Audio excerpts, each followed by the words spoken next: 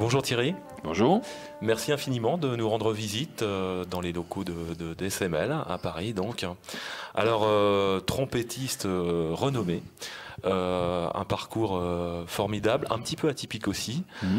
Pour commencer, eh bien, quel a été le coup de cœur pour la trompette, qui est cet instrument, une histoire familiale aussi, mais ça démarre quand en fait cette histoire-là? C'est pas vraiment un coup de cœur parce que moi, de par mon père qui était professeur de trompette et trompettiste, j'ai toujours eu une trompette dans mon univers, dans mes jouets, et j'ai jamais commencé vraiment l'instrument, je l'ai toujours eu, quoi.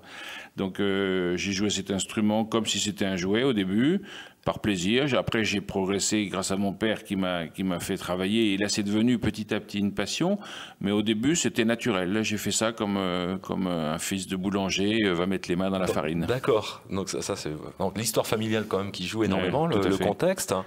Bien sûr, alors une formation, un parcours, et notamment dans la classe de Maurice André, une rencontre, je pense qui a dû marquer énormément. Alors ça a été un choc, effectivement, parce que bon, Maurice André, tout le monde le connaissait, je l'avais écouté en disque, mais à la maison, on écoutait beaucoup de musique de toutes sortes. Et le jour où j'ai rencontré Maurice à Besançon, au théâtre de Besançon, ça a été un choc incroyable et qui a décidé de la deuxième partie de ma vie, quoi. Il y a eu un avant et un après, effectivement. Ouais.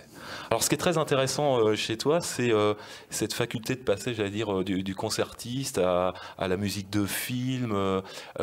C'est quelque chose qui n'est pas forcément courant. Ça existe, hein. Ouais, enfin, je pense que c'est assez finalement courant. Simplement, on choisit de vivre tout ça de la même façon. Moi, j'ai pas fait d'hiérarchie dans ma vie de musicien. J'ai pas fait de carrière. J'ai fait une vie de musicien qui est passée par différents chemins. Ça a commencé par l'orchestre. J'ai fait 2 fois 4 ans dans un orchestre, l'orchestre de Lyon d'abord et l'orchestre de l'Opéra de Paris. Et j'ai fait parallèlement à ça du quintet de cuivre avec le quintet Arban, qui a été une expérience de musique de chambre très intéressante et très brillante, parce qu'on avait réussi à faire des choses de très bien. Mais j'ai toujours eu envie aussi de jouer des concertos et de faire des choses, d'éditer des partitions, d'organiser des festivals, de créer un orchestre, d'amener la musique un petit peu dans des endroits inattendus. Donc je n'ai pas de spécialité dans la musique. J'aime beaucoup la musique de film, que je mets au même niveau que la musique contemporaine, que je pratique selon des goûts tout à fait personnels. Ouais. Alors, la trompette, justement, parlons-en, là tu l'as en main, Oui. trompette donc BS, et tu ne fais pas que jouer de la trompette, tu participes aussi au développement aussi de l'instrument, tu t'intéresses aussi aux améliorations qu'on peut y apporter grâce à ton expérience. Comment se passe le travail avec BS, justement? Mais ce qui s'est passé avec BS, c'est d'abord la rencontre avec Gerhard Meinl, qui a été le déclencheur de cette aventure humaine, et il y a maintenant bien plus de 10 ans qu'on travaille. On a commencé par établir effectivement une trompette si bémol, c'est ce modèle-là, que j'ai souhaité à la fois très française, même si elle était fabriquée en Allemagne.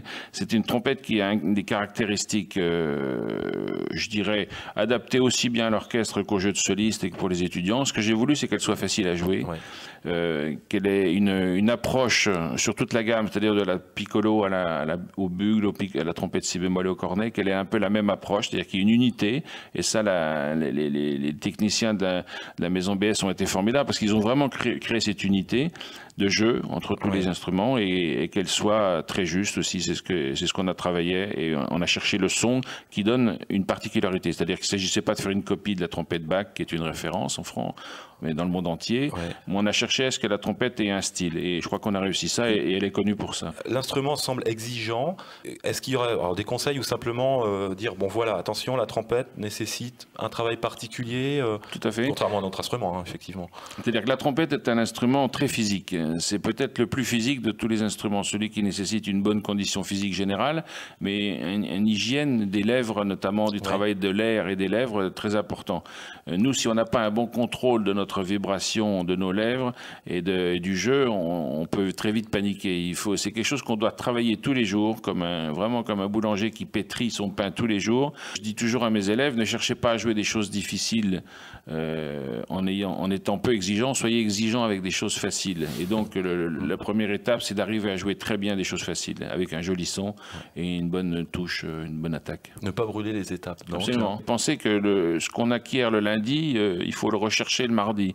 C'est-à-dire c'est jamais acquis. Il faut vraiment retravailler tous les jours sur la même question. Il faut avoir une idée qu'on cherche, et une fois qu'on a trouvé cette idée, il faut la cultiver et la pérenniser. Et ça, c'est jamais acquis.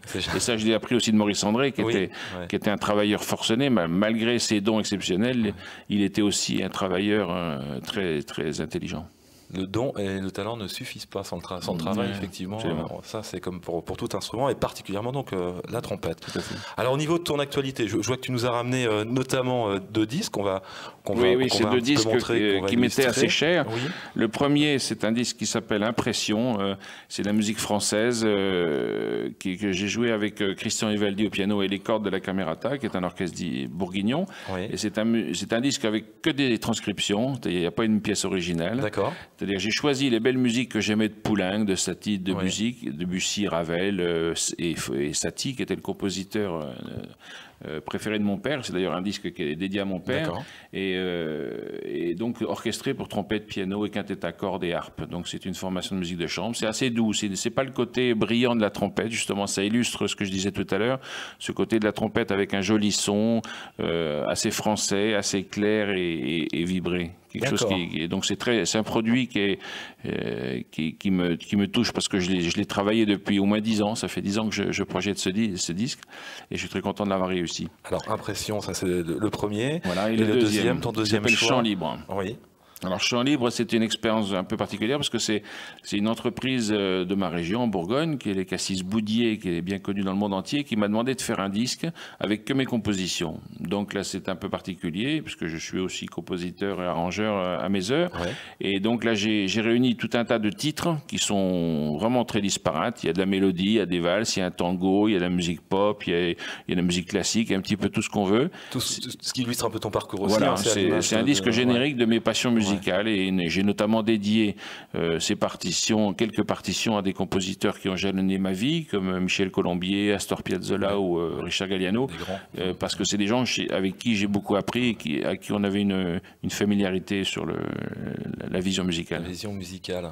Pour finir, je veux dire, sur une note, tu es musicien, mais tu es aussi cuisinier, on m'a dit. Alors, amateur, peut-être plus que ça, un peu de modestie. Un amateur qui travaille beaucoup. Qui travaille beaucoup. On en discutait juste un petit peu hors caméra, mais la cuisine, la musique, c'est quelque chose qu'on peut un petit peu lier. De quelle façon est-ce que tu fais de la musique comme tu fais de la cuisine, ou réciproquement? On fait la musique avec les mêmes ingrédients que la cuisine, c'est-à-dire qu'on mélange des choses, quelquefois des choses qui n'ont pas une vocation forcément à être mélangées, mais que selon comment on les prépare, ça marche bien. On les fait aussi parce qu'on a envie de partager des moments avec d'autres. C'est un plaisir collectif, la musique ou la cuisine. C'est vrai que mon repos passe par la cuisine, parce que c'est là où je me change des idées. C'est complémentaire, on ne fait pas ça au même moment. Donc après un bon concert, il y a un bon dîner. Voilà, ça fait partie de la tradition. Voilà. Thierry, on se retrouvera de toute façon dans un second temps et une prochaine fois pour peut-être être sur des choses plus techniques, etc. Et avec grand plaisir. On va parler de cette belle trompette et puis toute la gamme, parce qu'il y a, voilà, il y a beaucoup de choses à voir. Le si bémol, le cornet, la trompette en ré. On a même une trompette orientale qui est superbe, une piccolo. Enfin, on en parlera. Merci infiniment d'être passé nous voir. Bonne route à toi. On n'oublie pas les disques, le Chant Libre et puis Impression, donc à trouver notamment par internet ou dans les bons bacs. Et puis je te dis à très bientôt. Alors, à bientôt. Merci infiniment. Au revoir.